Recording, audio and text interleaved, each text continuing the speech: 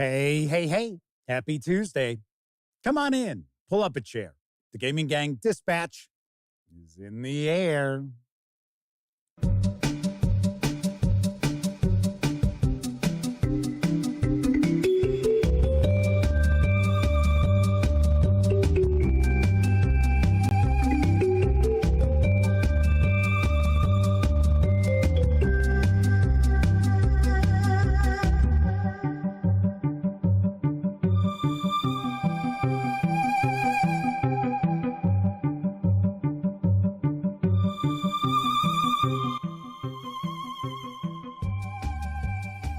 Howdy, gang, and welcome once again to the Duct Tape Studios.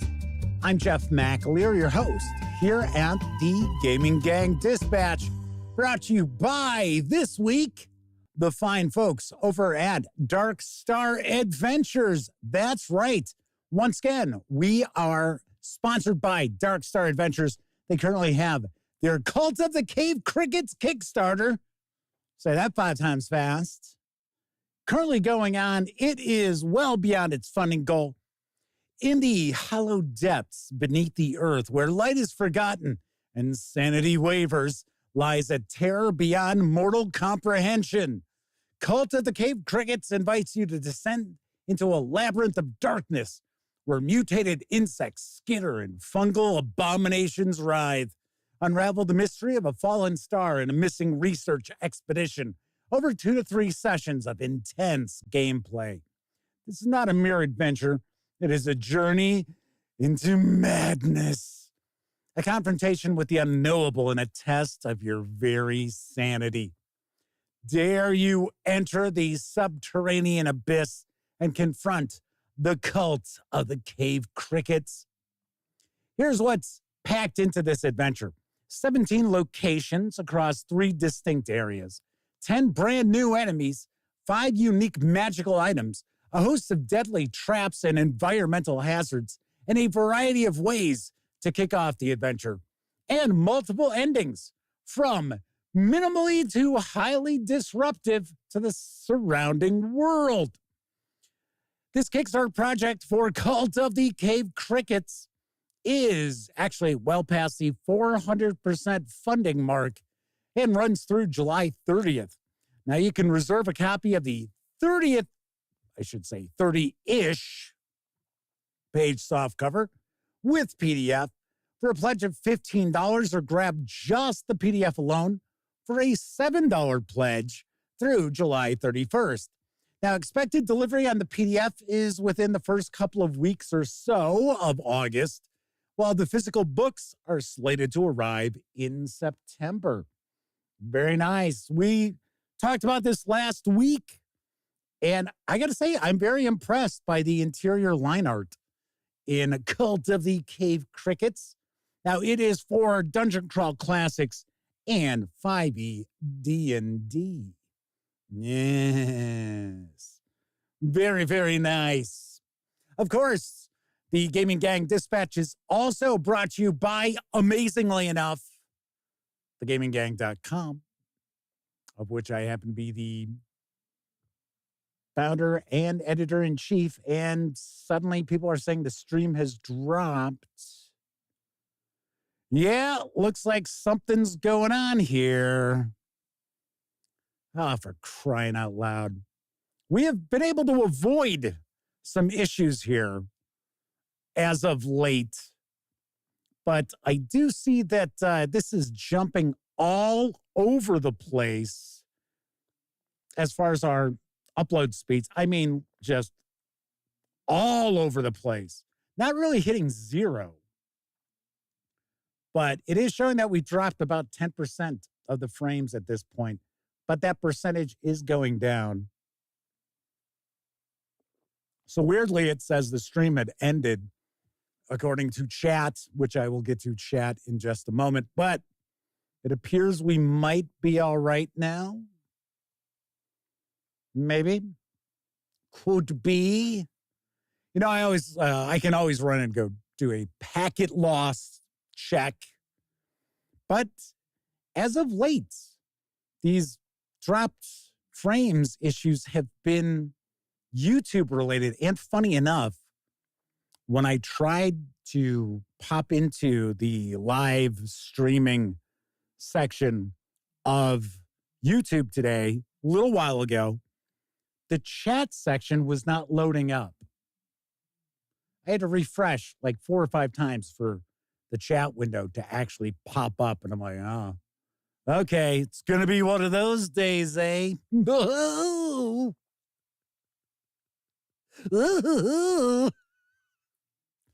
I know. What can I tell you? What can I tell you? Anyway, so I am the founder and editor-in-chief of The Gaming Gang. So if you're not overly familiar with the show, let me point out, super casual around here. We just hang out talking about the latest in tabletop gaming news, and then I will normally pontificate about a topic related to our hobby, which I shall be tonight. In fact, tonight, I'm going to talk about the true costs of getting started with a variety of different tabletop role-playing games. So stay tuned. We're going to talk about that because I know we have talked about SRDs in the past. We have talked about people out there saying that, the hobby is very expensive. Well, we're going to meet that head on, and we're going to talk about what it will realistically cost the average person. I am using the US dollar as my example.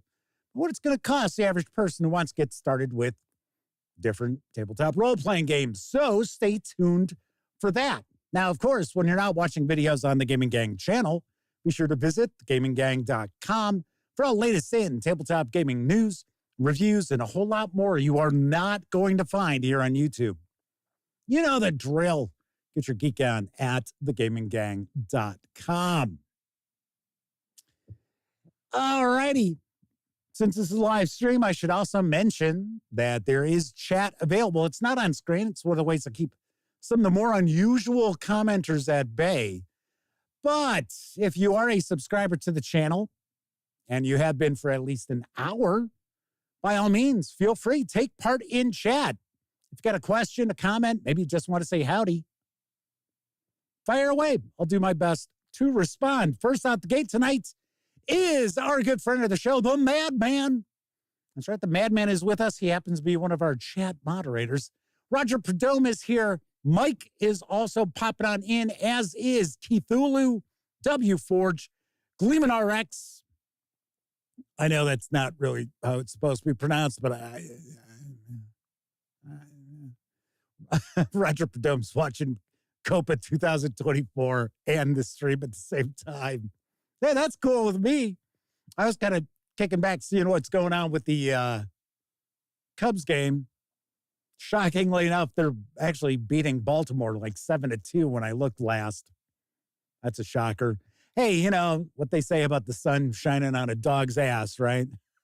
So I guess that's how that's going. Lord Cost 2000, Pete Strakulich, Tesco Love, Chuck Terrell, Kabuki Kid, yes, double K's in the house.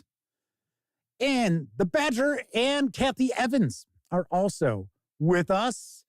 And I think I have said hello to everyone. If I have somehow missed someone, actually got a few more popping up. Cracks the Bold. There we go. All right. So there we go. There we have it.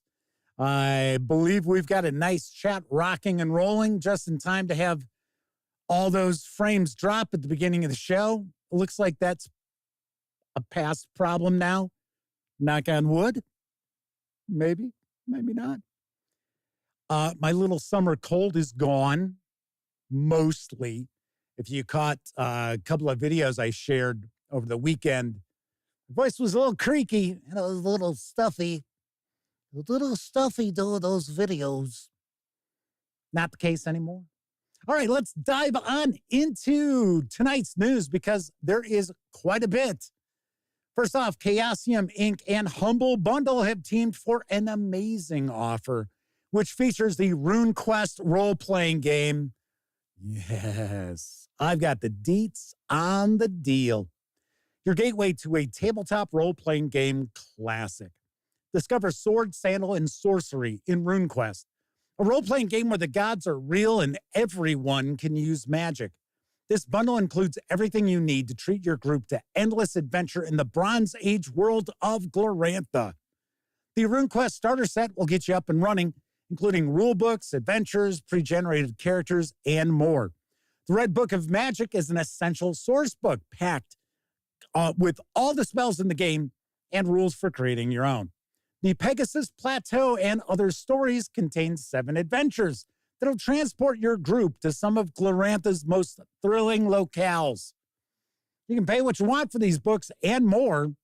I don't know why they always say that, because it's not true. There's a minimum, because if you wanted to pay nothing, you would get nothing. But just wait, this is just an incredible deal. Anyway, of course, you can grab these PDFs and, probably more importantly, help support code.org with your purchase. Now, right now, you can score all 18 PDFs, which to my naked eye looks like the entire current lineup for the role-playing game. Everything that's been released for this edition, the most recent, of RuneQuest, you can get for a minimum donation of $18. That's it. $18. My mind is blown. Got to act fast, though. Well, not that fast. You've got a few weeks, but this fantastic offer only runs through July 27th. So do not miss out. If you've ever had any sort of curiosity about RuneQuest, act now. I have reviews of many of these releases already.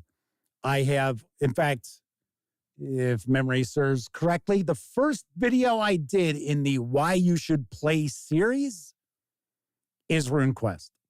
And that video, amazingly enough, I think is about 3 years old now. Might even be a little more than that. That video still pulls in like 100 views a day. I'm kind of amazed by that. I was like, that's so old. Anyway. So very nice. Pete Straklich says for their first zine, they want Todd McFarlane to do the art. What do you think he would charge for 40 pages? I don't know. You know, funny enough, McFarlane got into like historic board games. When I was doing more war game reviews than that, he would watch. Because he told me at San Diego Comic-Con. Funny story. I will not repeat that because I've told it 2-3 times already. Anyway, don't miss out. Save big bucks on RuneQuest. Now, there's another money-saving offer which is out there. Now, this time it's from Bundle of Holding and Ulisses Spiele. And they've got a big deal for Fading Suns 4E Adventurer. We've resurrected our July 2022 Fading Suns 4E bundle featuring the 2021 4th edition of Fading Suns, the far future space fantasy tabletop role-playing game from Ulisses Spiele. It is the dawn of the 6th millennium and the skies are darkening, for the suns themselves are fading. Humanity's greatest civilization has fallen, bringing a dark age to the known worlds. The Universal Church of the Celestial Sun pursues cosmic intrigues against the noble houses and the Reeves Guild. But even as the stars fade to cinders and the sinful await final judgment, a leader has arisen. Emperor Alexius has sworn to unite the worlds again under one banner, to ignite hope once more. This revived offer gives you a new chance to get everything you need for a complete campaign of tumultuous drama across the known worlds. For just $17.95, you'll get all 7 titles in the core collection as DRM-free PDFs, including all 3 complete Fading Suns 4 core rulebooks, the Universe book, Character book, and Game Master book, plus the free streamlined rules and the play kit with reference sheets, maps, and printable tokens. Newly added for this revival, Free League Publishing has kindly added the Explorer's Gear Equipment card set and State and Perk card set and the Game Master screen. And if you purchase this Fading Suns 40 offer during its original run, you get these new editions automatically. How about that? And if you pay more than the current threshold price of $30.69, you will level up and also get the entire bonus collection with 5 more supplements worth an additional $63, including the faction book, Intrigues and Escapades, and 3 Imperial dossiers that examine the setting's main factions, House Hawkwood, Reeves Guild, and Earth Orthodox. These savings will run through July 22nd. 10% of your payment after gateway fees will be donated to Direct Relief. Keith Ulu says, but in the 7th millennium of time, mankind shall know peace with the Cylons.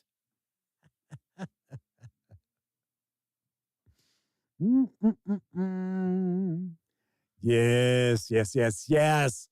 Let's see. Tessie Trekkie says, Fading Suns 40 is a good game. It is a really cool setting. Fading Suns has a very unique Dune-ish sort of vibe to it. But Tessie Trekkie also points out it's got many moving parts mechanically, lots of pools of points to balance and move around your character sheet. Yes, I can certainly understand that. But yeah, it's kind of weird because you've got Fading Suns, you've got another Ulisses Spiele role-playing game, The Dark Eye, which once again, I feel is interesting that it's as popular as it is. I get it. It's a big deal in Germany, in Europe, not so much here. Also, in my opinion, kind of clunky and complex. And then Torg Eternity, which is also another cool setting.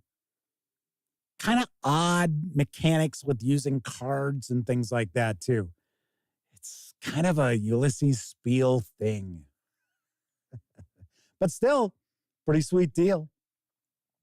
Moving right along, let's talk about some more science fiction because currently up for crowdfunding for Mongoose Publishing is the Journal of the Traveler's Aid Society 3 for the, you guessed it, Traveler role-playing game. Here's the skinny. The Journal of the Traveler's Aid Society is back with 3 new volumes. We've been collating content from across charted space, combining the work of featured traveler journalists, writers, and community members to create the ultimate library of new adventures, ships, animals, lore, equipment, vehicles, characters, aliens, and much, much more. These 3 128-page volumes with more unlockable via stretch goals will come in an exclusive slipcase, which will grow with every volume unlocked during the campaign and go nicely with the previous deluxe slipcases, which are on your shelf. These new Journals of the Traveler's Aid Society come in an 8.5 inch by 5.5 inch format, a little bit bigger than the classic little black books of Traveler fame, making them easy to have at hand when gaming and flipping to the articles you're off at after. All right, so we have a short Kickstarter video. It is about 2 minutes. It's going to get into a bit more detail about this project.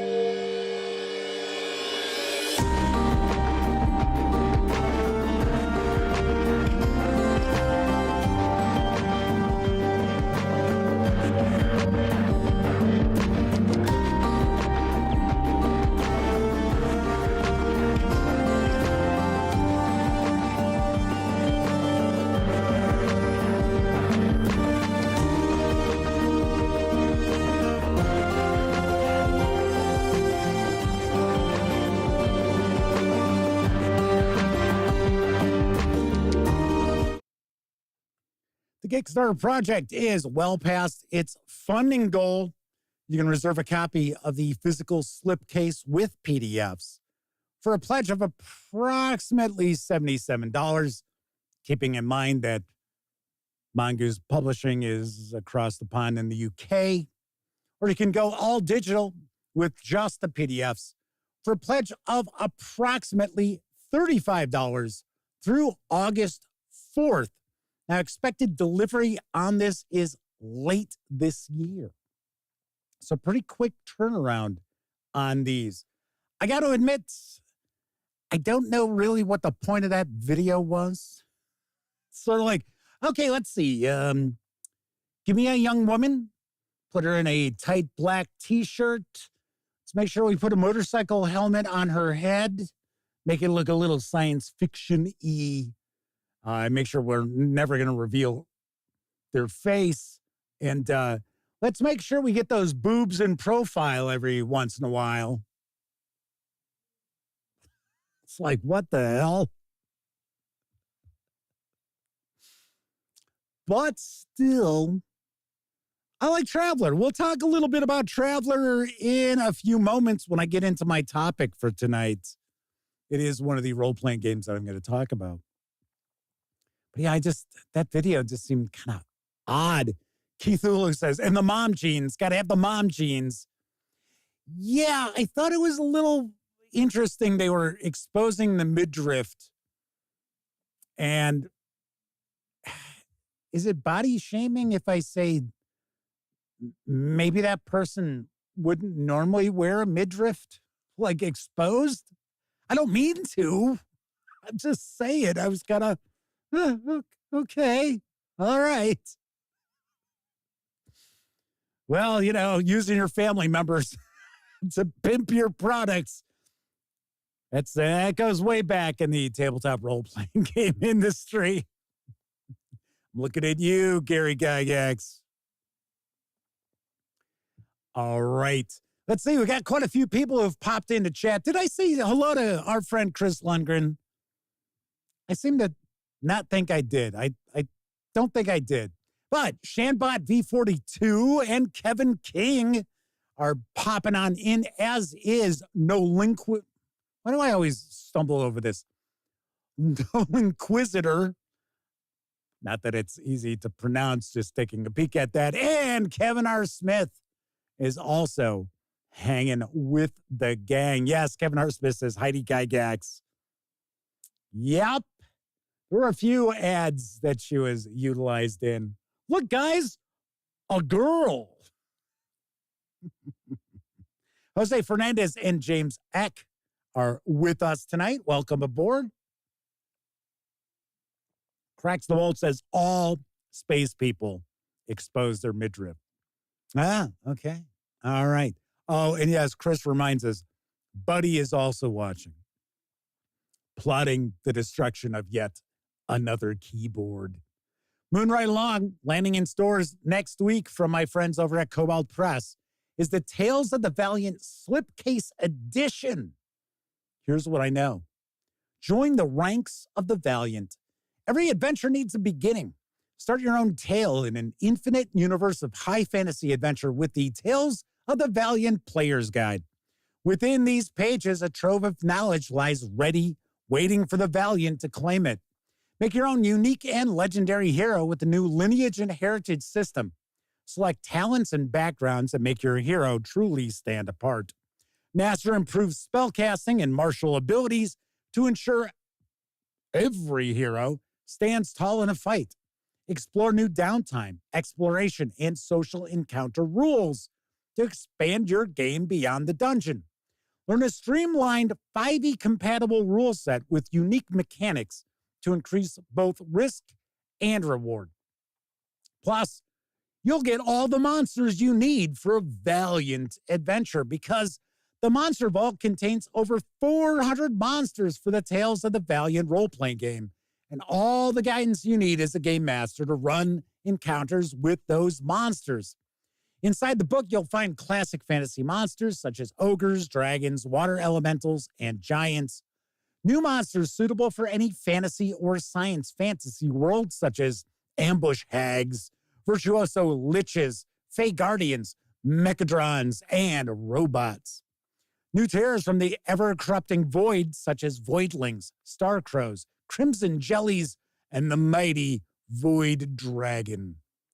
The Monster Vault also contains all the information a game master needs to create encounters with monsters, including monster roles and tactics. It includes optional rules for Game Master Doom points and for characters wanting to harvest monsters for unique crafting and spell components. A little monster hunter, eh? That's a popular thing in role-playing games now. Tales of the Valiant is a Black Flag role-playing game from Kobold Press. Gather your friends and journey together across a labyrinth of worlds in search of adventure. Now you can score the 2-volume slipcase for an MSRP of $139.99. If you want to grab the 2 books in PDF over at DriveThruRPG, you could do so for $34.99. And I must point out, I have Tales of the Valiant, as well as the Monster Vault and the Game Master screen. And I will have my reviews later this week. Probably Saturday is when I'll roll out the first of them. And of course, I'll probably just share the Game Master screen with the Player's Guide review. Pete Draklich says, when it was known as Black Flag, I was flying it, but I haven't bought into Tales of the Valiant. I prefer the pure 5e Kobold stuff. Yes, good old Midgard. I'm going to discuss that in the review, at least for the Player's Guide. I am going to discuss, once again, it's a review, it's an opinion. So hopefully people out there don't misread what I'll be saying, because something I notice people tend to do in some of my reviews is put words in my mouth that never came out. Kabuki Kid says they were watching a Jeopardy rerun earlier tonight and was amused that they had a monster manual question. That's kind of funny.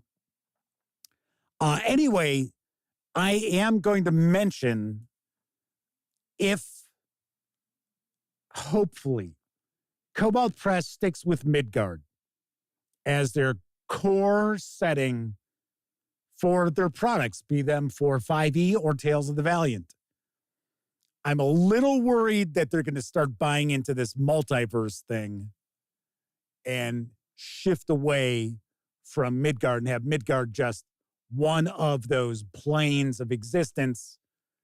That will be disappointing because Midgard is kind of, I guess I would say the cure for what ails Forgotten Realms, in my opinion.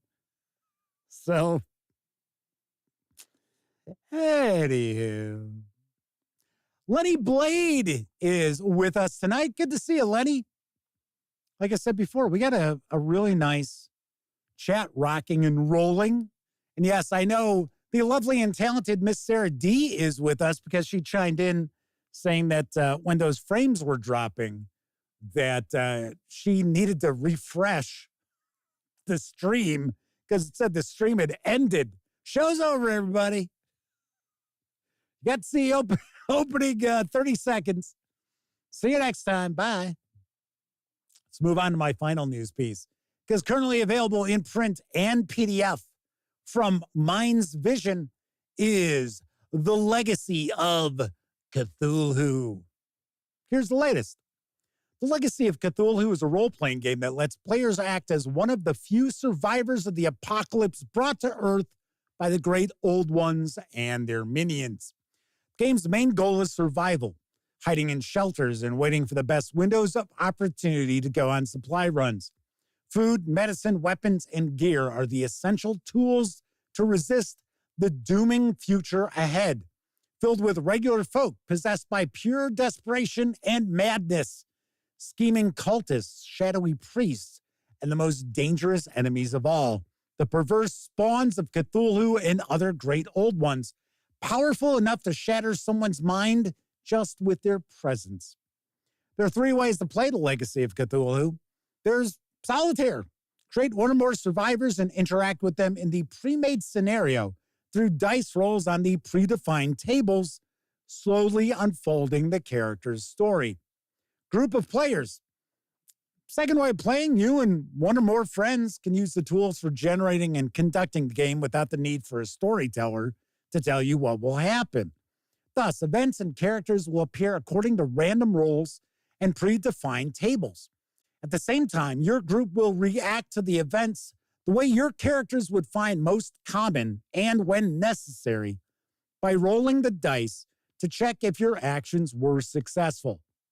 And finally, the third way to play is one of the group playing the role of mediator, the game master, the storyteller.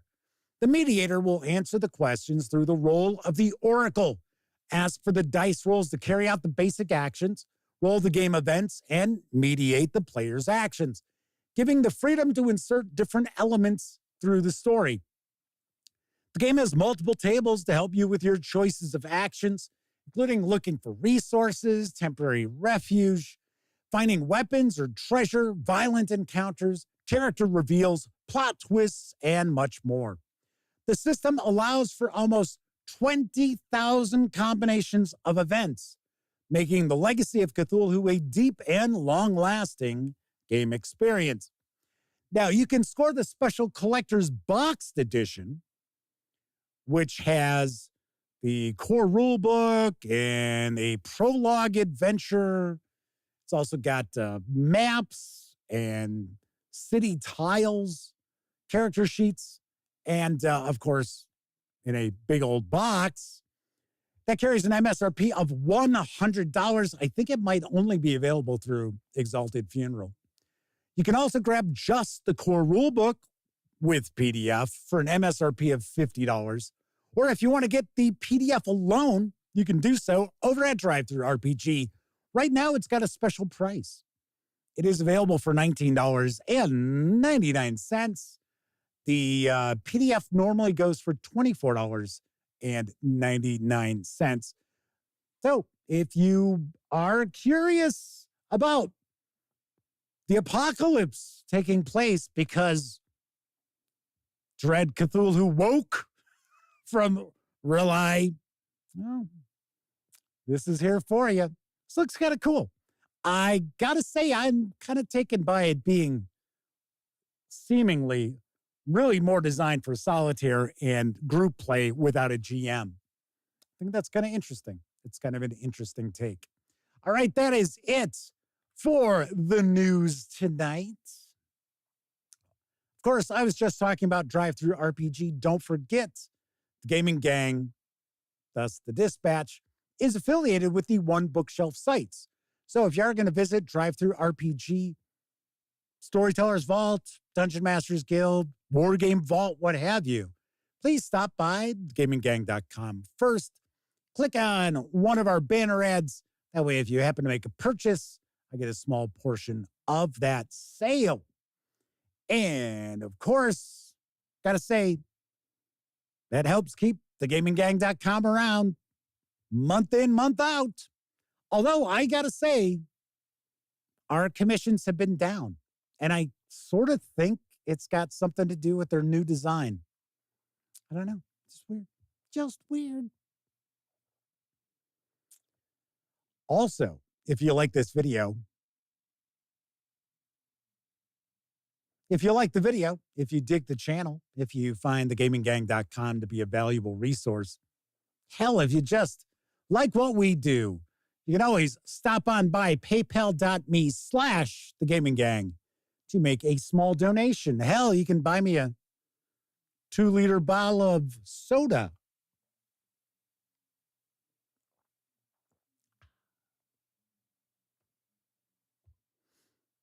And thankfully, there are a few of you out there who stop by paypal.me/thegaminggang and make not so small donations, such as our good friend of the show, the Madman.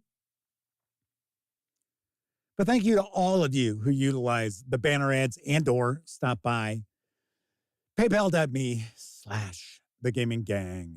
So WForge asks, no mention of the Ennies? Not as a news story. I have the enemy. I have the Ennie nominees. That's why I tried to combine both those words into one and said enemy. Let's go in brain. Duh. I posted the nominees. So I did that Saturday. I think Saturday is when I got the email sent to me.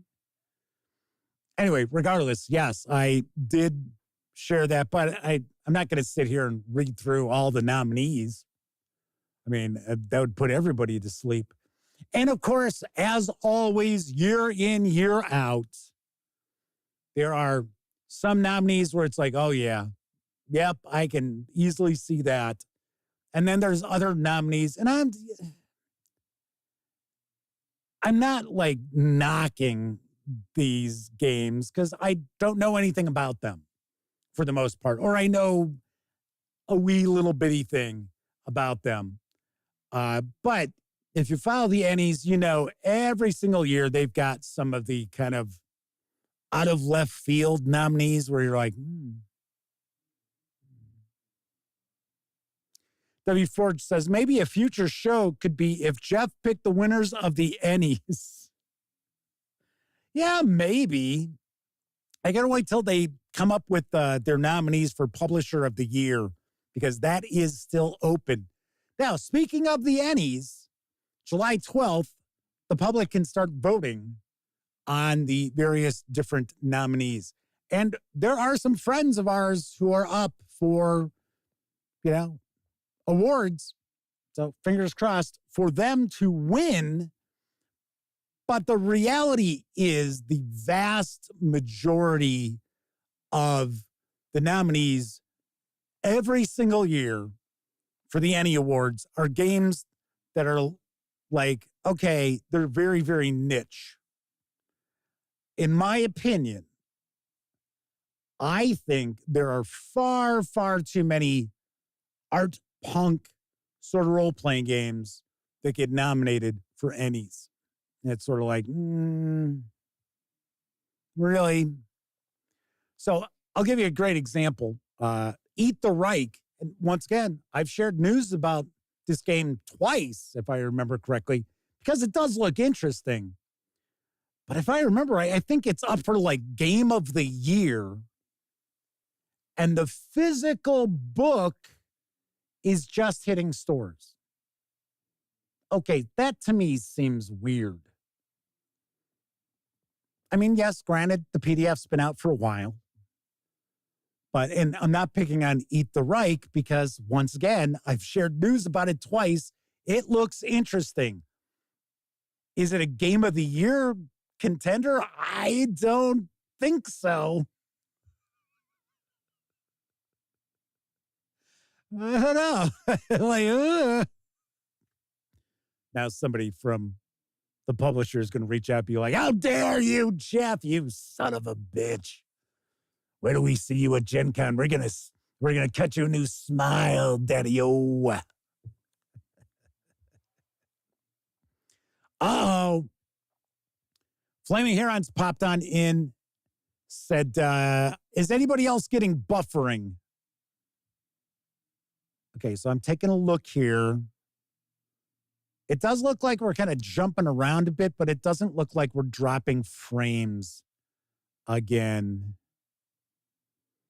W. Ford says the Diana Jones Awards hardly nominate tabletop role-playing games anymore, which, strangely enough, they happen to be the beneficiaries a lot of bundle of holding offers, which are always tabletop role-playing games.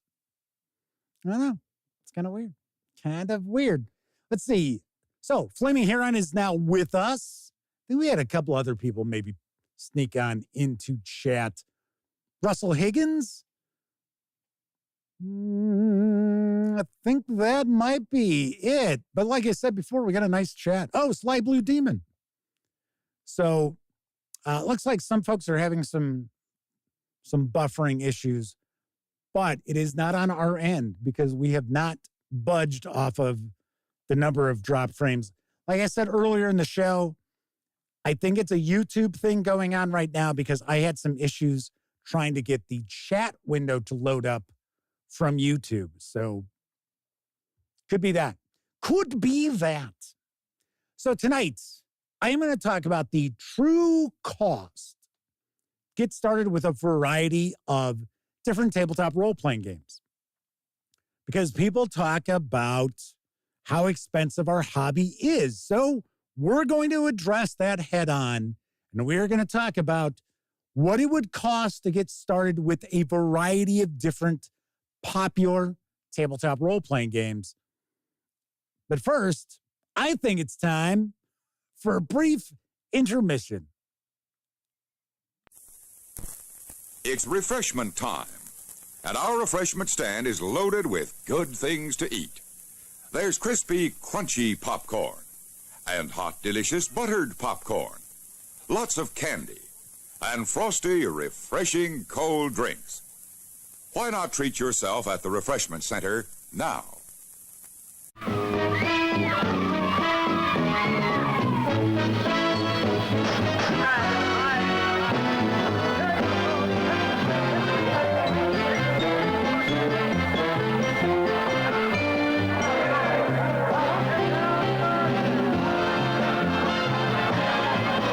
There's nothing like a county fair to get you thirsty.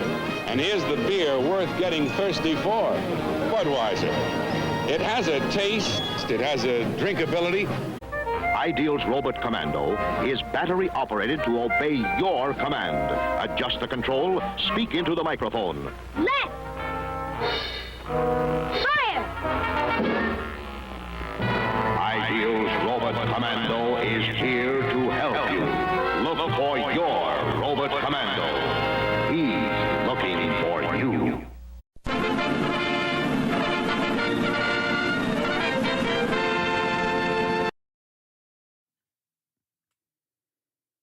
Hi, I'm here at the State Fair getting loaded on Budweiser. Oh, I'm sure you are, Ed. I'm sure you are. Let's see. Ars Fabula popped on in. They've been actually hanging out in chat for a bit. Gamer Videos 11 is also here with us in chat. And yes, Kabuki Kid says, we've angered the YouTube gods. The powers that be. Yes. Once again, I just took a peek during that intermission. Not on our end. What do I got? Gleeman RX says, is that Mr. Howell from Gilligan's Island? No, that was Ed McMahon. Ed McMahon, yes, before the Tonight Show. I believe so. Although I could have sworn, I think Ed McMahon started as a sidekick to Johnny Carson in the 60s. Wasn't it? Was it like 65, 66 when Carson took over? I just remember as a small kid that being on all the time. And then, of course, when you get like 10, 11 years old, you start going like, oh, okay, all right. So a lot of people talk about the buffering in chat. I have no control over it, gang. So it is what it is. What I can usually recommend you do is refresh your browser. That sometimes will help with that. But, or the reality is wait till later after the stream and then watch it on Memorex. That is a positive. So anyway, I'm going to just jump into the topic here. And, if people can follow along, that's great. If they tune out and join later, sometimes we will find that there's issues with YouTube where it's buffering or it's real stuttery, but then the actual upload is okay. Now, I can tell you that I would pretty much guarantee that the opening of the show is going to have some chop going on. But that is a possibility as far as there being internet issues based on the weather. Kevin R. Smith says, Wikipedia says Ed McMahon started on The Tonight Show in 1962. I don't know. Kind of wild. All right. So anyway, so tonight I wanted to discuss the true cost to get started with a variety of different tabletop role-playing games, because people will talk about how this is an expensive hobby to get into. And, people are gate-kept out of the hobby by the pricing. Now, I mean, I can't tell you what everybody's budget is. So somebody spending $100 for one person might be like, big deal, where another person's like, man, $100, that's the electricity bill in a month, so keep that in mind. So what I want to do is I want to talk about what does it really cost. If you were looking to get started with a variety of different tabletop role-playing games, what are you going to spend? What is the reality of picking up the core books that you need and enough material to keep your group entertained, let's say for about 3 months, right? Let's say if you get together fairly regularly, every week, every couple of weeks, where you'd have enough content to keep everybody entertained for at least 3 months. So first of all, let's talk about the upcoming not new edition of Dungeons and Dragons. So we'll have 3 core books, as we normally do. We've got the Player's Handbook, Dungeon Master's Guide, Monster Manual. Those are arriving from September through, I think it's April of next year. Yeah, way to go. Celebrate that 50th anniversary, Wizards of the Coast. Each of those is going to carry an MSRP of $49.99. And then the reality is, if people get started with a new role-playing game, or maybe they've never played a role-playing game and they're very interested in getting into the hobby, they're going to pick up published adventures. They are not, the vast, vast majority of people are not going to concoct their own home-brewed tales right off the bat, right out the gate. It just doesn't happen. So if you're looking to pick up an adventure book for D&D, you're also looking at approximately $49.99 in that ballpark. Now, what else do you need? Well, things that you don't have laying around your house, really not much. Right? I'm not going to tell you, oh, well, you want to get tiles, and you want to get dry erase flip mats and miniatures. No, not at all. But you are going to need dice. So we're just talking physical stuff. Are there dice apps out there that cost absolutely nothing? Of course there are. We're just talking about traditional hardcover books, hardcover adventures if they're available, a set of dice for all your players. So let's say a standard set of decent gaming dice for 4 players and a game master, $50, right? About $10 each. You're not looking at the cheapest of the cheap dice out there, but you're also not looking at like ChessX dice. So to get started with the not new edition of Dungeons and Dragons would probably run you in the vicinity of $250 with the dice. So there you're looking at $250 with dice, 3 core books, and an adventure book. And you are set to embark on your Dungeons and Dragons adventuring. Ars Fabulous says, love this hobby because the entry is free to cheap depending on your time and imagination.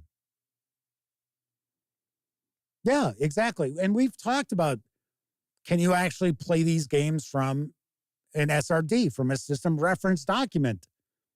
And some of them you could. Some of them might be a little trickier. So ours fabulous is dice and old Christmas wrapping paper, because they usually have grids on the back, and a Sharpie. If you're using tokens or pawns or miniatures, yeah, I could easily see using the back of Christmas wrapping paper that's collecting dust, or buy extra at the dollar store next holiday season and keep that in reserve. But if you're not using miniatures or anything like that, you don't even need to go that far.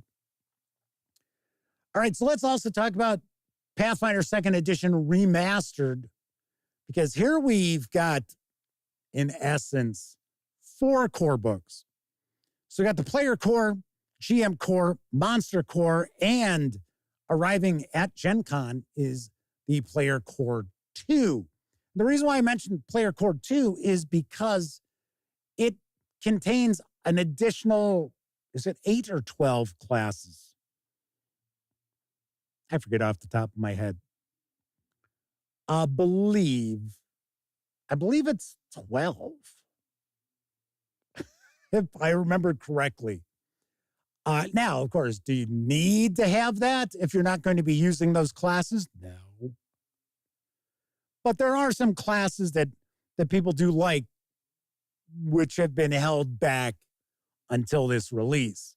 So there's that. So let's assume somebody goes and they get all 4 of these core books. So these core books each run $59.99. And Paizo Inc. releases a chapter of an adventure path every month for Pathfinder. They clock in around 96 pages, between about 92 and 100, but almost exactly 96 all the time. Those run $29.99 per chapter. Most of the time, it's a trio of chapters make up the adventure path. So, if someone was looking to get started with Pathfinder 2nd Edition Remastered with dice, approximately $390, which is the priciest of role-playing games to get started with that I am going to talk about tonight. So keep that in mind. $390 is pretty much the highest that we are going to see. But you also have to keep in mind that you've got, out of those 4 books, probably 1,300 pages of content. So now, granted, we're not talking the 600 plus page Pathfinder 2nd Edition core rulebook. Paizo Inc. learned their lesson on that. So about, like I said, $390 if we include 5 players getting sets of dice, or a game master and 4 players with their sets of dice. So Nicholas Wolf is with us. Says the problem is, for a GM to be a good GM, you kind of need to read a lot of different things and have a good understanding of the hobby in general. I would also say, to be a good game master, you don't necessarily only want to read gaming books. So, as I've pointed out in the past, if you want to run a fantasy role-playing game, you should invest some time reading some classic fantasy stories. So, read some Fritz Leiber, read some Robert E. Howard, read some Ursula Le Guin, a variety of fantasy authors out there. Appendix N is always a great source of inspiration. Clark Ashton Smith has some very interesting fantasy stories. Now, granted, if we're talking about like the Conan stories and Clark Ashton Smith, we're talking 1930s, so the language is a little archaic, not terrible. Although I got to say, I always can't believe that they always call out H.P. Lovecraft, especially early H.P. Lovecraft, for his Baroque language And I can't tell you how many times Clark Ashton Smith uses the word gibbous. It's gibbous. It's like, yes, okay, it's full. I get it. It's full. It's a gibbous moon. It's a full moon. I don't know. It's a word that he like was in love with or something.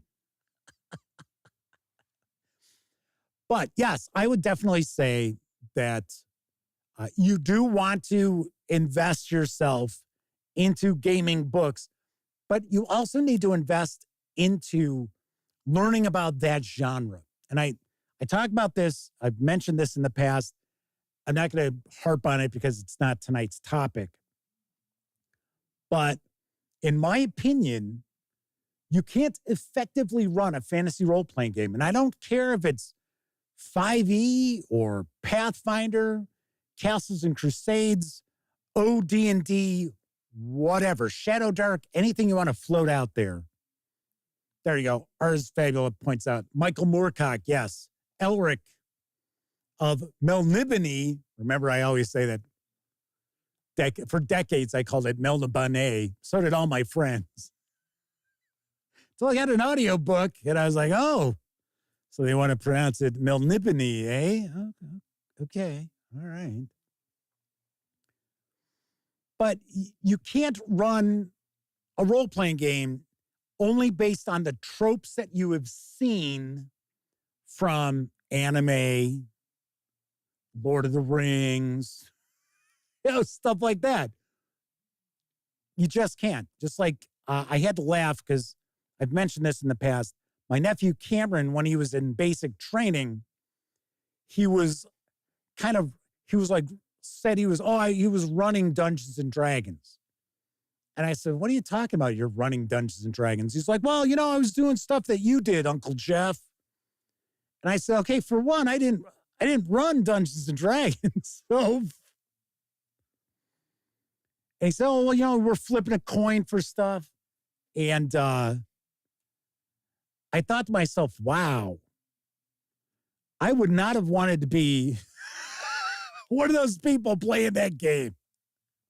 Because my nephew has no understanding of the genre of fantasy outside of what he has seen as far as TV shows or movies.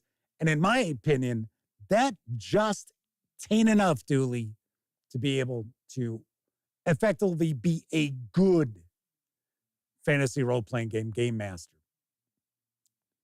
I know. I'm sure there's a lot of people out there thinking, oh, yeah, Jeff's yelling at clouds again. It's like, okay. It's like, all right. So let's talk about the next role-playing game. Near and dear to my heart, I am talking about 7th edition Call of Cthulhu from Chaosium Inc.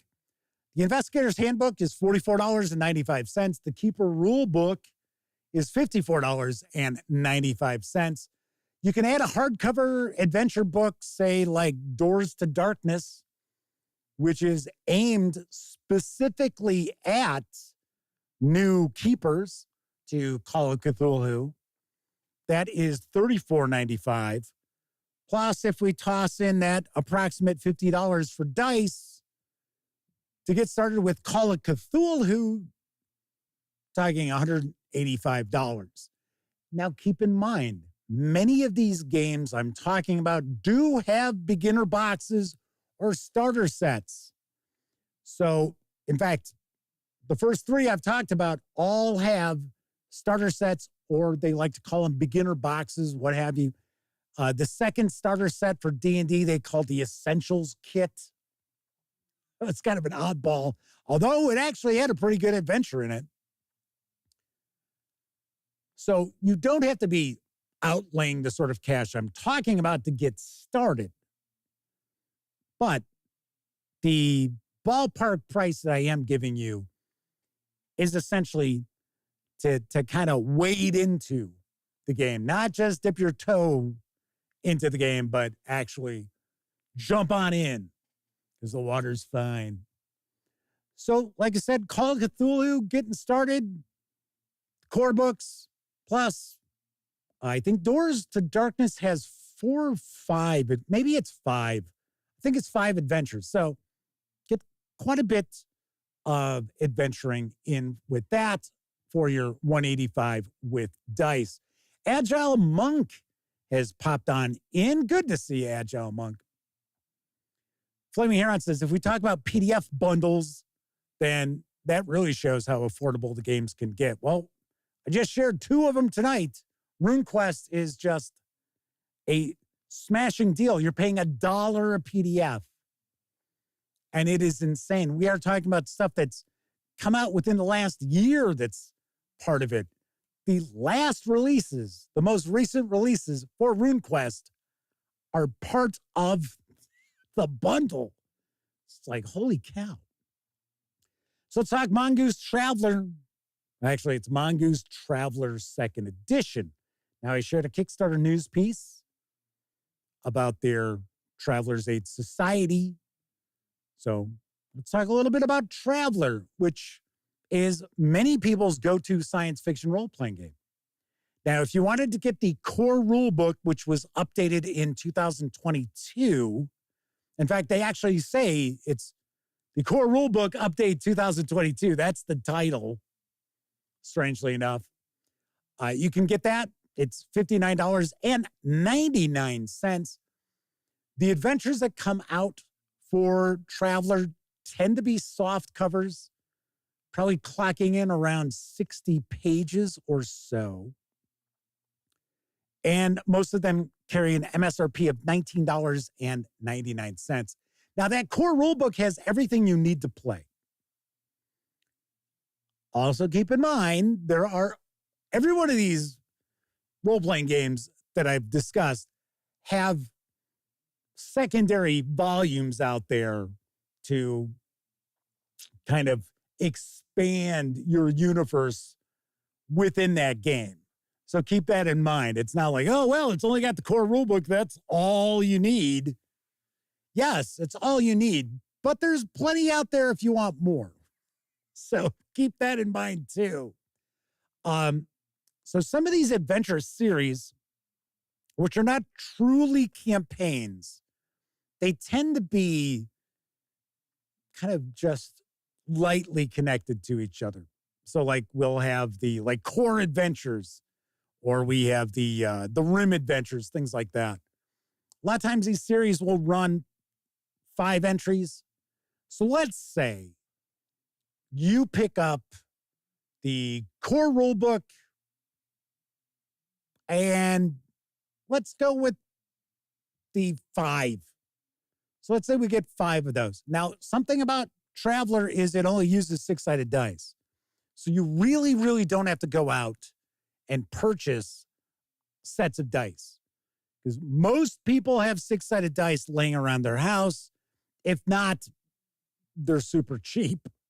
So you're not looking at like $50 for 5 people getting sets of game dice.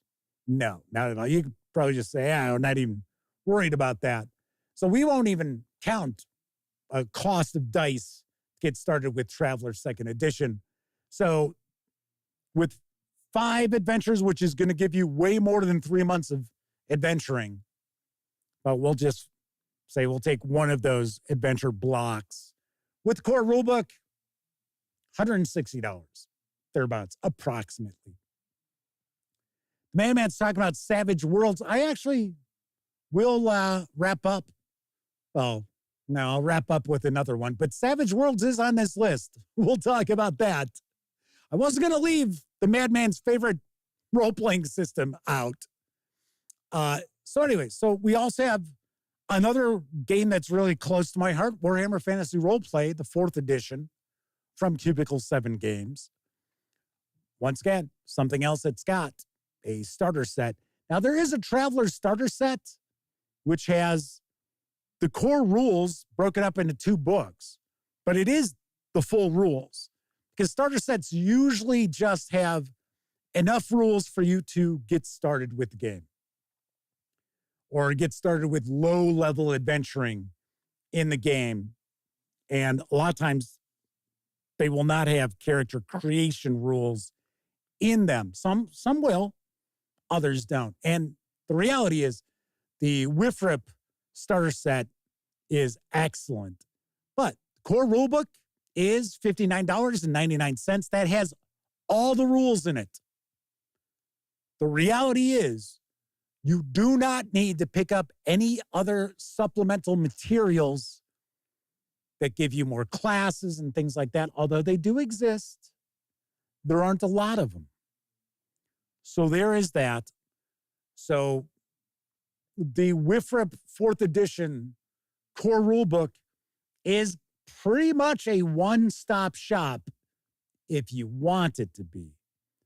And you can pick up an adventure volume, I would say, as an example, Uber's Reich Adventures Volume 1, $39.99. Warhammer Fantasy Roleplay uses percentile dice, so 2 10-sided dice. You don't need the whole traditional polyhedron set, so that's going to make the dice far less expensive as well. So we will say to get started with Warhammer Fantasy Roleplay 4th edition, about 110. Let's say 110, 115. We also have the upcoming Star Trek Adventures 2nd edition from Modiphius Entertainment. The core rulebook is going to carry an MSRP of between, because I've seen it vary, $55 and $59.99.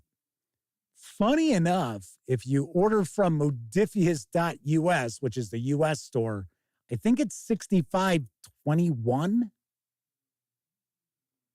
But I have seen the MSRP is less than $60. That is also going to be a 1-volume core rulebook. Everything you need to play, not just get started, but everything you need to play is going to be in that 1 volume. Now, as far as adventures for Star Trek Adventures 2nd edition, they tend to come out in PDF. So there are some adventure volumes, there's 2, but most Star Trek Adventures tales, scenarios, come out in PDF. They're usually like $4.99.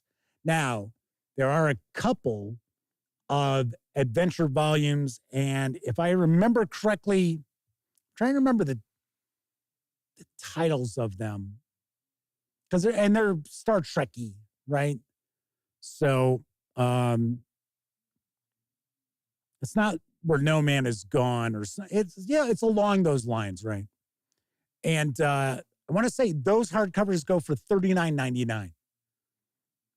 Now, with the Modiphius Entertainment 2D20 system, you mainly use 20-sided dice. You also use 6-sided dice. Off the top of my head, I don't recall any other dice. Now, this kind of goes for the various different role-playing games that are available from Modiphius Entertainment. So they tend to have one single core rulebook, and then they use the 2D20, not all of them, but most of them. And that's really all you're going to need.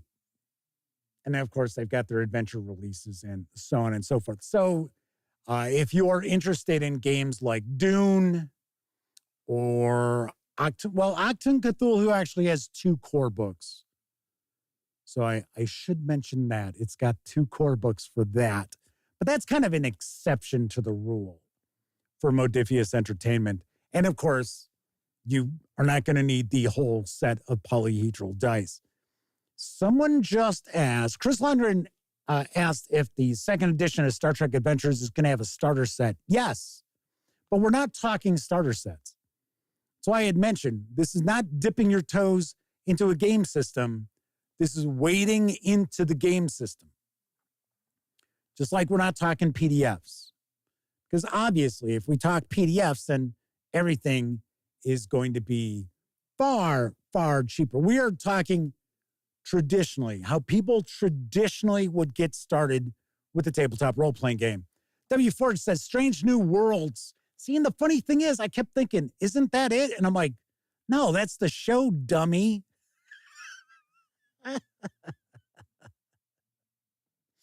And as Flaming Heron points out, they definitely do back their products.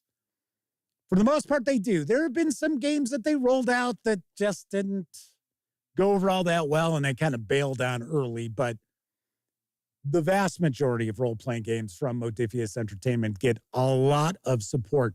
That's something that every one of these games that I'm talking about tonight has in common.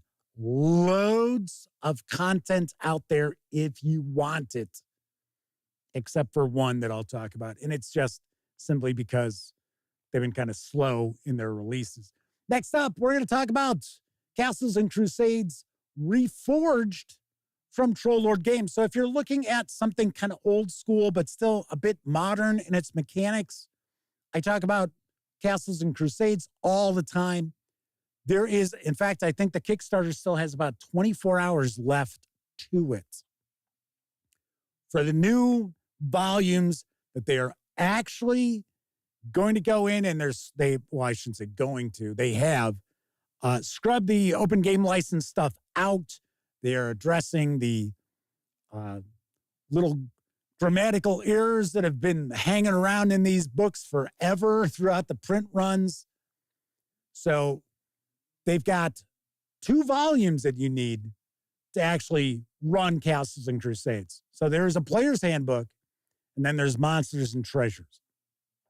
Or Monsters, I think it's Treasures, plural. There is also a Castle Keeper's Guide, which Castle Keeper is your game master. It's all optional stuff. So unlike Dungeons and Dragons, where you've got the Dungeon Master's Guide. Why did I stop for a second and be like, what? I almost said core, because everybody keeps going with core.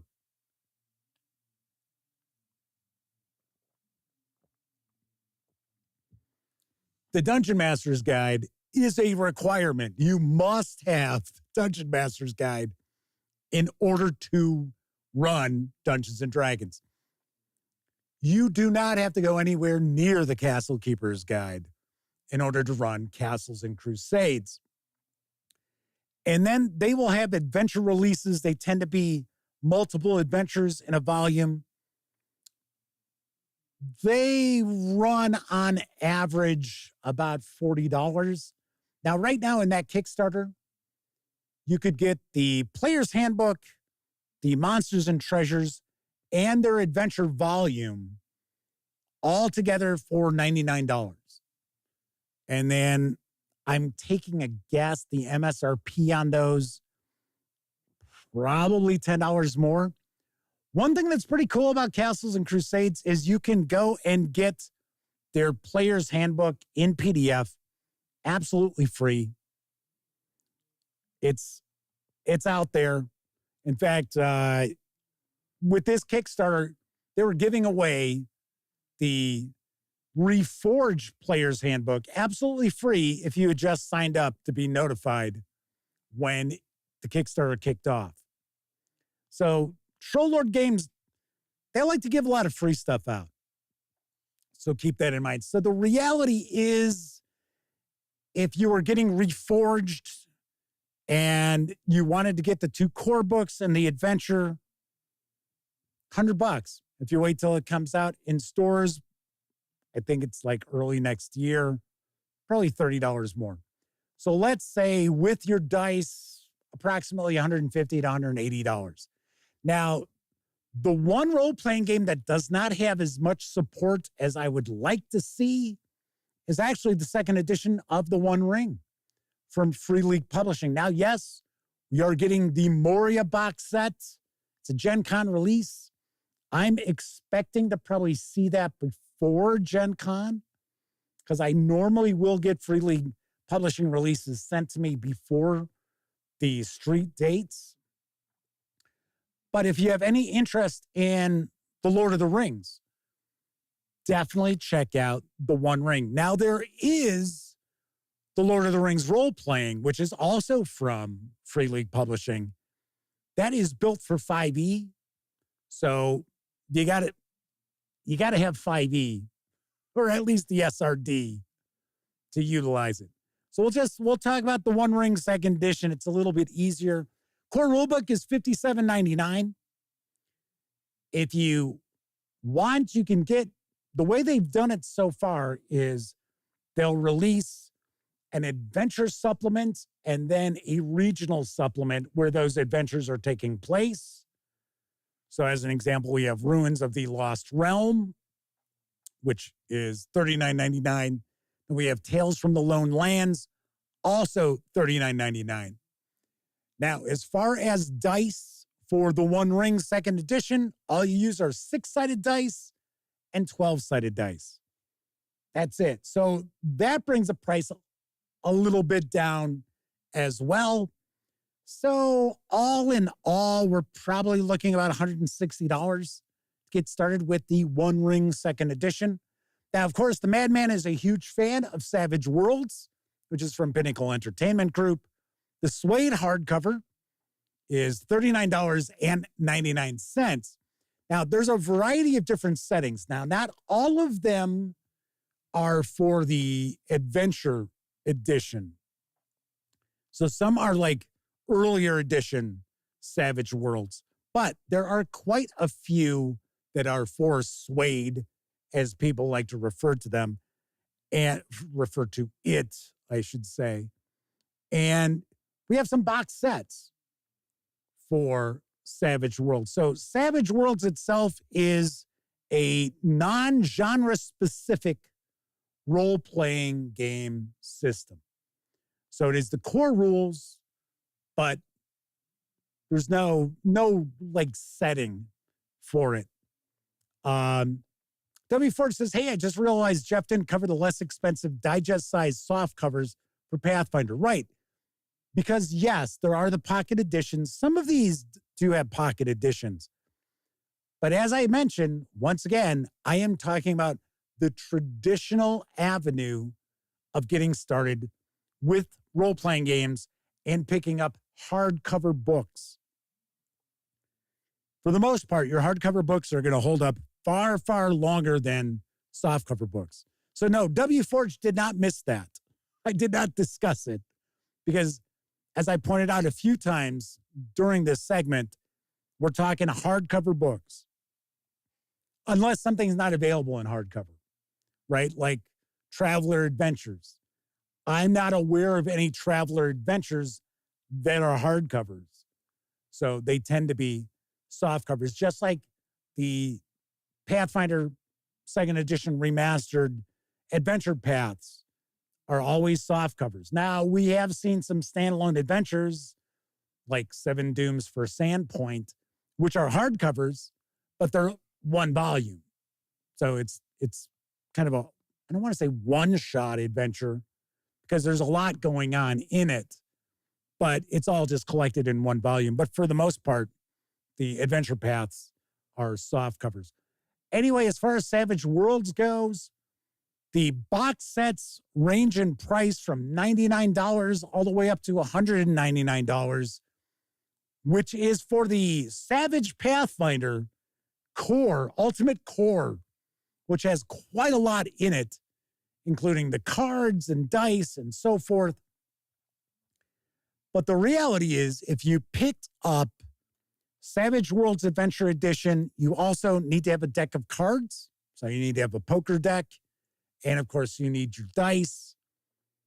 Let's say you pick up a hardcover setting. Get started with Savage Worlds, you're probably looking $140, thereabouts. Maybe a little bit less than that, maybe about $120, I would think. Keith Ulu's going to ask, so are the Castles and Crusades books I bought 4 months ago now more useless than a custom mini in a Dungeon Crawl Classics character funnel? Absolutely not. No, they're not changing the mechanics of the game. To my knowledge, and I would say compared to some other outlets out there, I probably have a bit more inside dope about Castles and Crusades than others.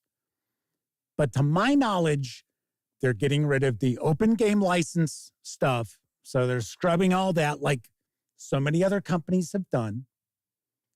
And They're making sure that they get rid of those typos and stuff like that. The game mechanics are not changing. Castles and Crusades has not changed from inception. Now, there's been tweaks along the way, but the core mechanics of the game have always remained the same, regardless of print run, because there's only one edition up till now of Castles and Crusades. It is Castles and Crusades. Every time you see a new like player's handbook come out that's got new cover art, it's just a new print run. So there you go. Agile Monk's also pointing out, no, they are and will still be good. All right. Lastly, let's talk about something I had a news piece about and I am sharing reviews for later this week. And yes, I'm talking about Tales of the Valiant. So if you want to get started with Tales from the Tales of the Valiant, why do I always want to say from? Tales of the Valiant. The player's guide is $59.99. The Monster Vault is $59.99. There is a GM guide which recently kickstarted, which to my knowledge is also along the lines of that Castle Keeper's guide from Troll Lord Games for Castles and Crusades. I don't think the DM's book is an essential core book. I think it's more optional stuff. But I'm not stopping anybody from picking that up when it comes out. That's going to supposed to have an MSRP of $69.99. Now with Kobold Press, they also release a lot of PDF adventures. So all of the adventures that I've seen so far for Tales of the Valiant had been like $4.99. And they probably clock in 32, 35 pages. Now, for 5e, which of course Tales of the Valiant is compatible with, they have released, normally what Kobold Press will do is they will kickstart a kind of a regional book, or it's not a setting book because they've been in Midgard. So they have like a regional book and then they'll have a regional adventure book. So as an example, we had The Wastes of Chaos and then Tales from the Wastes. So those came out. So there are adventure collections normally for Kobold Press 5e, which is obviously enough going to be completely compatible with Tales of the Valiant. So if you're going to get the player's guide, the Monster Vault, and let's say you just get the adventure book, not the setting book, those are normally $49.99. So the reality is you're looking at, with dice for your GM and your 4 players, about $220. Agile Monk asks, what? No Tunnels and Trolls? I don't mention Tunnels and Trolls because nobody knows how you can buy it right now. Nobody knows how you can go pick up a core book, let alone any of the adventures. So, anywho, that's why, of course, obviously, there's going to be loads of role-playing games that I did not mention. Because we're not doing a 4-hour show. So, Maddie C has popped on into chat. So as far as getting started in tabletop role-playing games, we've kind of covered a gambit here, right? We've tackled a lot. Kabuki Kid mentions old school essentials. I stayed away from old school essentials and most OSR, like I didn't talk about like Shadow Dark and things like that. Simply because outside of Castles and Crusades, which builds off of like 3rd edition D&D, but it has a lot of its own unique aspects to it, I wanted to stick to games that are pretty much built upon themselves, right? So outside of Tunnels, I said it again, Castles and Crusades, and actually Tales of the Valiant. And I tossed in Tales of the Valiant because it's sitting right here in front of me. So I knew, what it ran. Because as I pointed out, I'll have my reviews of both the books later on this week. But I did want to stick with games that are their own thing. They're not derivatives of something else. So I didn't want to throw in like various different, retro clones and fantasy heartbreakers and stuff like that. So W Forge says, what about Cyberpunk Red? Once again, I wasn't going to cover every fucking role-playing game that's out there. It's like, come on. You're asking a little much, aren't you? Agile Monk says, Tales of the Valiant is a bit of a disappointment. I'll share my thoughts. I'll share my thoughts about it when I release my review. I will say it certainly changed its direction, in my opinion, than from when it was announced. But Kobold Press just doesn't want to move too far away from Flaming Herons. Jeff drops the F-bomb just as the stream ends. You had to make sure that they don't go, oh yeah, this is for kids. It's a mark of death on YouTube. If they decide your videos are made for children, forget it. Anywho, I can see Kobold Press making this decision because they have got so much content that they've created for 5e. I don't know. Kabuki Kids says kids love Wilkins ads. All righty.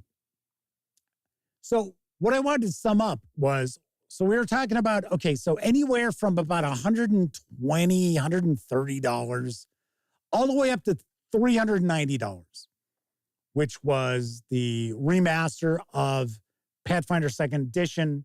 If you were getting all 4 books plus a 3-chapter adventure path. But the reality is, people talk about how expensive this hobby is and how people get priced out of this hobby. Now, that used to be people talking about board games, right? People were getting board games, and they were like, oh, I'm getting priced out of board games, which I can see. When a board game that, when I started covering the hobby, probably would have carried an MSRP of about $39.99. Now has have miniatures for absolutely no reason. And it now sells for $119. Yes, I could see people feeling like they've been priced out of the hobby.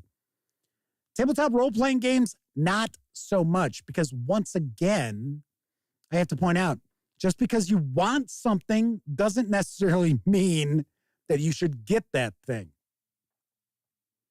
So that's important to keep in mind as well. That's why when you see people post their convention haul, like, oh, I went to Origins and this is the stuff I got, and they share a picture on social media, some people get all huffy. Oh, rubber noses in it. It's like, give me a break.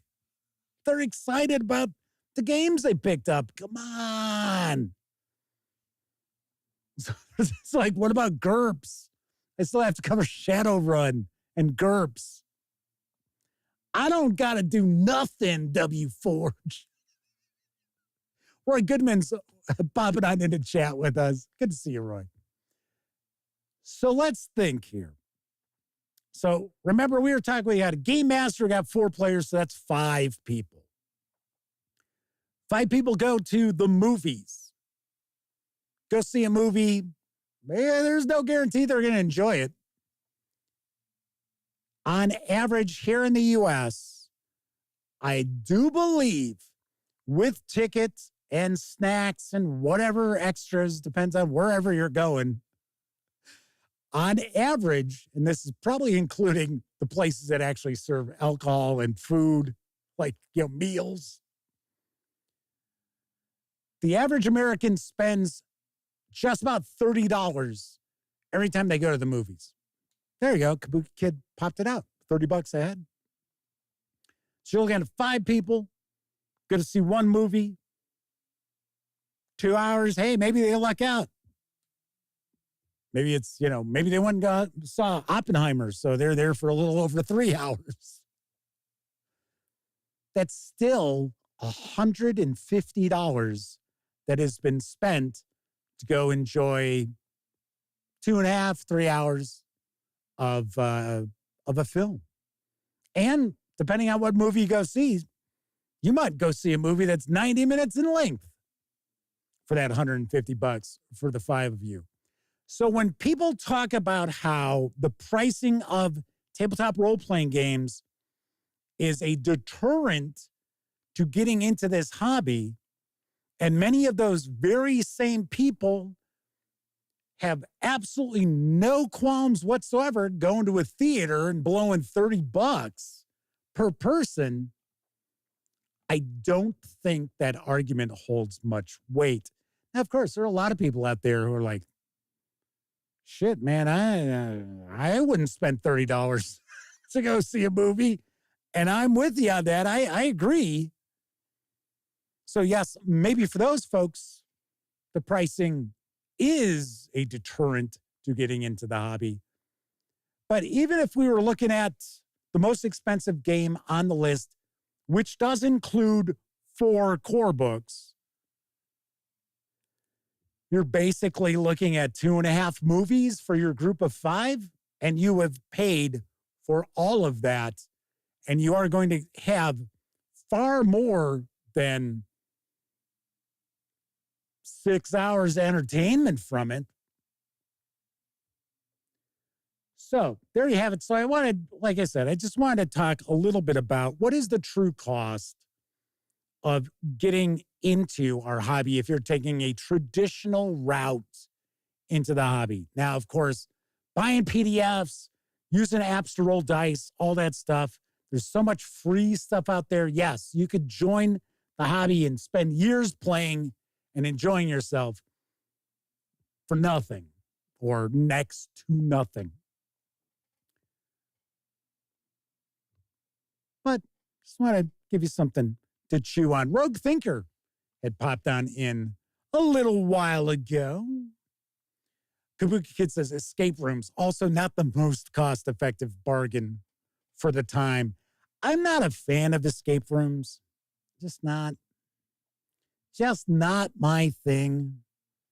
Because especially when it's like, figure out what number unlocks the, no thanks. If it was like a murder mystery and I had to like suss out clues and stuff, that I might like. But for the most part, most escape rooms are like, okay, so you gotta figure out what the number is to get past this lock to get into the next room. Chris Lundgren says, time is a true cost as well. Yeah.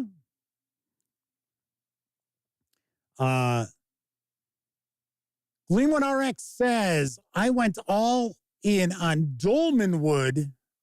I do not regret that one bit.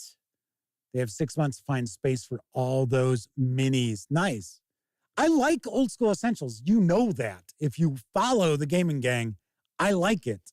I would love to get an opportunity to take a look at Dolmenwood. And I've shared news about the Dolmenwood releases too. So it just, like I said, I'm sharing stuff that's more, I would say, a bit more mainstream. And once again, I didn't want to talk retro clones, at least not more than one. So Keith Ulu says if they were in an escape room, they'd probably try to Godzilla their way out. Nice. All right. So tomorrow night, I'm going to get feisty. And I am going to talk about what's with all the newfound hate for old Dungeons and Dragons. Because I think there's some things at work here. And it's more than meets the eye. And I think it's a little more nefarious than you might think. Because there is a lot of shit talking about people who were involved in the early days of Dungeons and Dragons, who, of course, they are dead. So they have absolutely no way to defend themselves. Now, and I'm not necessarily saying I'm going to defend them. Because, I mean, I will call out bad behavior. But something just seems off about why is it suddenly a thing where, like, everybody's, like, talking shit about OD&D, Basic Expert, and Advanced Dungeons and Dragons. We'll talk a little bit about that on tomorrow's show. So, also want to share some stuff that has arrived recently and other videos that I have shared. So, I got a copy of Monster Hunter World. I want to say it's the Jungle Edition. And this box is massive. In fact, I don't have it with me because I was carrying stuff that arrived very recently, the past few days. And it was like, oh, there's no way I'm carrying all of this and that. So I will show the box off tomorrow. But it got a bunch of stuff from Steamforged Games. They sent me Animal Adventures, The Far Away, which is a setting book. They sent me RuneScape Kingdoms, the role-playing game, as well as RuneScape Kingdoms. And this is Shadow of Elvarg. And it's got minis. So we have got that. And of course, I just showed you the Tales of the Valiant. Mothership arrived. Compliments of one of our constant viewers who wants to remain anonymous. Big thank you, though, because you know I know who you are. I did share an unboxing video of this also, and there's quite a lot inside it. There really is. So yes, we've got some goodies that have arrived. Also, a couple of, let's say they're Cubicle 7 releases, but I'm not sure if I shared those before or not. Uber's Reich Adventures Volume 3, as well as the, what is Olfencairn? I think that's it, the city book for Soulbound. Agile Monk with a super chat says, remember, Troll Lord Games gives veterans and military 15% discounts on all castles and crusades and their products. They also have an awesome community, give lots of free things to customers. Yeah. Very cool. Very cool. All righty. Dengar the Mighty pops on in just as we're wrapping up. This was a long show. Let's take a quick peek. Yeah, Drop Frames was just the early stuff. That was it. So unfortunately, YouTube was misbehaving. Hopefully it behaved a little better as the stream went on. All right. So if you're watching live, thank you very much. If you watched live and took part in chat, a bigger thank you, because not only are you keeping me company, you're keeping each other company too. But of course, I know a lot of folks out there, you don't have an opportunity to watch live.